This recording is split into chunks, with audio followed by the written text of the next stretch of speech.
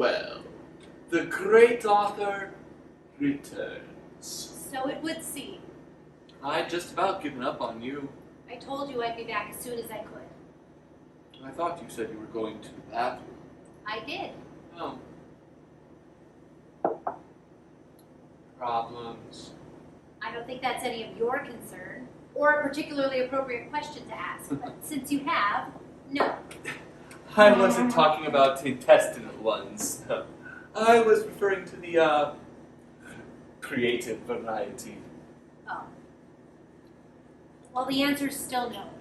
I simply became sidetracked by other matters that required my attention. Of course, back in my day, we called that procrastinating. What do you mean in my day? You don't have a day. I just made you up. You're a character I created for my play. That's all. All right. Scratch that. Forget I said it. You didn't say it. Until I write it, you haven't said it. Excuse me. I stand. Sit. Chastened and corrected. Good. After all, you're the one with the pen. Yes, I am. And don't you forget it. This is mightier than the sword, remember? Yes. Well, whilst I appreciate the metaphor, personally, I know what I'd rather be holding a challenge to a duel. Well, since I have no intention of including any duels, you don't have anything to worry about, do you? No, I suppose not. But if I were wielding a sword against some poor gimp holding a ballpoint pen, I don't think I'd have been particularly worried to begin with. Look, can we just forget about the duels? There aren't going to be any. In fact, there will be no violence of any kind in this work. No, nor much of anything, really. Excuse me? What have you got so far? You? Yes, of whom we know nothing. No, not yet, because it's only the beginning. Where's it going? What? The story. I mean, presumably there is one. Of course there is. It's a journey. Mm. A journey which you'll be a part of to some degree. Mm. Though to what degree, I haven't yet decided. But it's getting smaller by the minute. So is your play. Look, I told you, it's just the beginning. It hasn't found its rhythm yet. Well, the play may not have, but you certainly seem to have hit your stride. Meaning what? Meaning the constant up and down from this table every 5 minutes. You're like a damn yo-yo. First, it's the dog that needs walking. Then, it's the laundry that needs folding. Then, it's the sound of some god-awful soap opera I can hear blaring from the next room. Then, it's some uncontrollable urge to dust the mini blinds. It's never ending. Meanwhile, I'm still sitting here not knowing who I am or where the hell I'm going. Join the club. It's all so static, don't you see?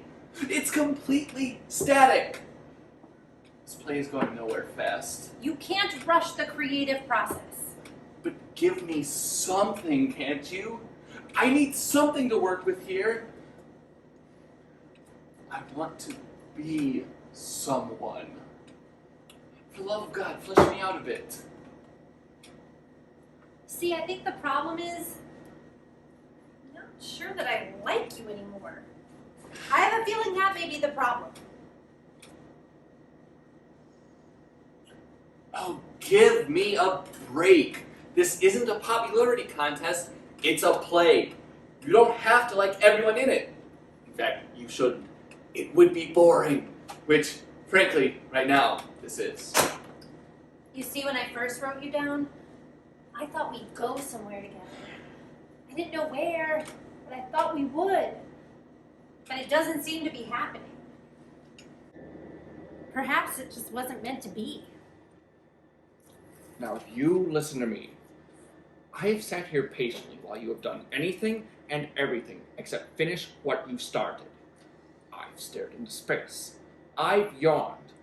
I've twiddled my thumbs.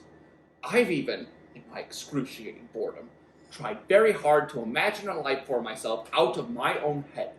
But I can't. Only you can do that for me. So, for the love of God, do it. I'm sorry. I don't think I can. I think this may have all been a big mistake. I think perhaps I should start again. Don't you dare. It's not you. Really, it isn't. Just said it was. No, it's me. I never should have thought of you. Well, unless I'm missing something, you hardly have you? No, not a lot. Just enough, I suppose, to be too much.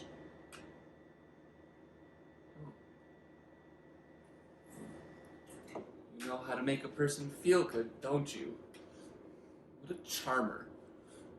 I'd just love to sit down and have dinner with you sometime. Jesus. It's nothing personal. I wouldn't know. I was never made a person. Well, probably for the best.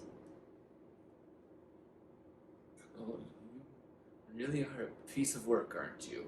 All I meant was... I know exactly what you meant, you supercilious, self-indulgent, self-aggrandizing, self-pitying,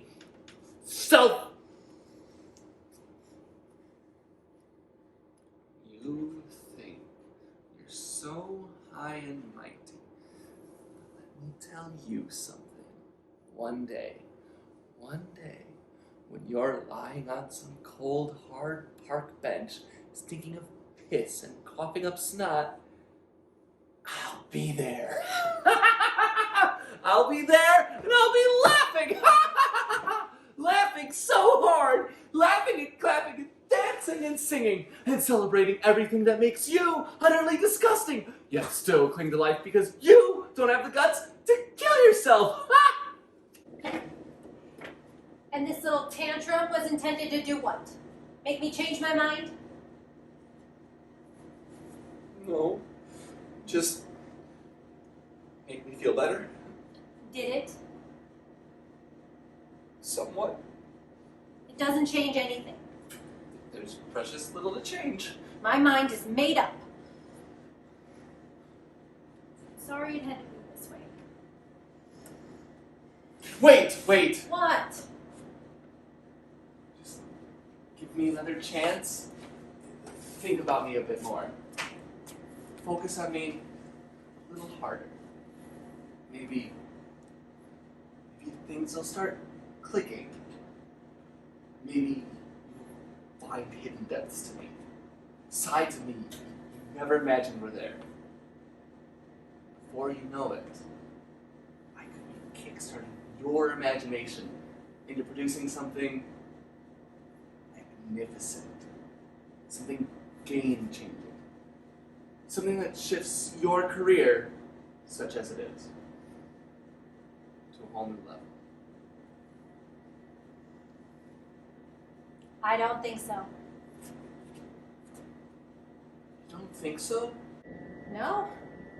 You're just not doing it for me. Let's face it, you're a non-starter. Me?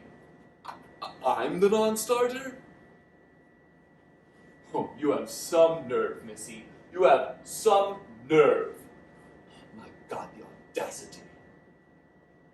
I think it's high time you took a long, hard look in the mirror, Missy. Then you'll come face to face with the real non-starter around here. Oh, you prance around this place like some pretentious dick on a stick, thinking you're so artistic and you're so literary. Look at me! I'm a writer!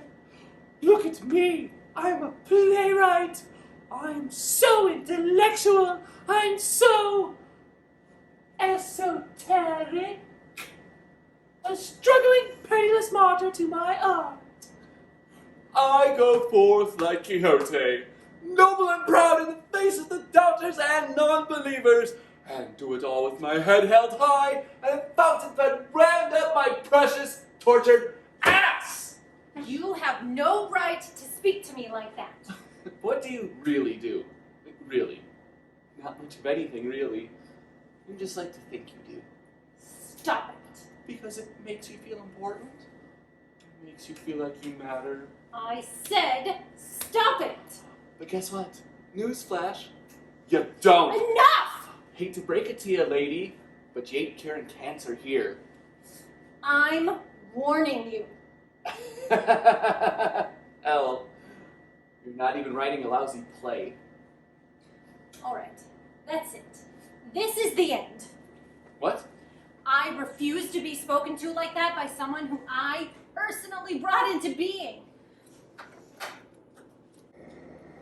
You know, for a second there, you sounded just like my mother. You don't have a mother. You don't even have a backstory. I was pretending. In fact, I've decided to make you an orphan. No. Yes, an orphan. Not only that, an orphan with a deadly and incurable disease. So it's a tragedy. Now we're getting somewhere. One of us is.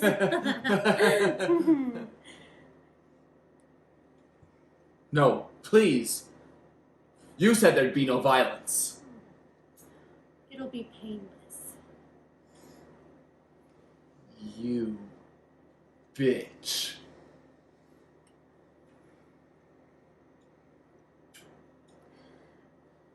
And after many months of struggle,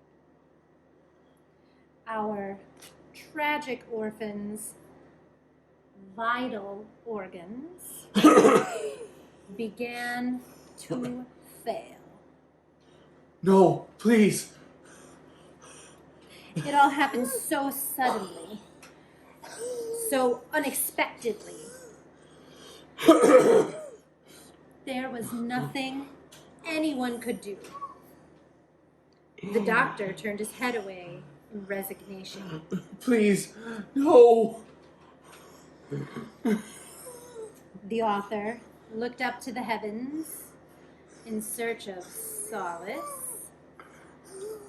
and perhaps a little inspiration. Please, I beg of you. Unable to fight any longer, the poor wretch finally breathed its last breath.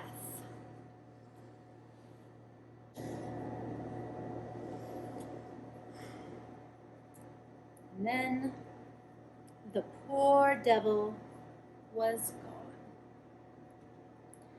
Such a short, sad life, truncated, perhaps mercifully, by a ruthless disease and a writer's frustration. The end.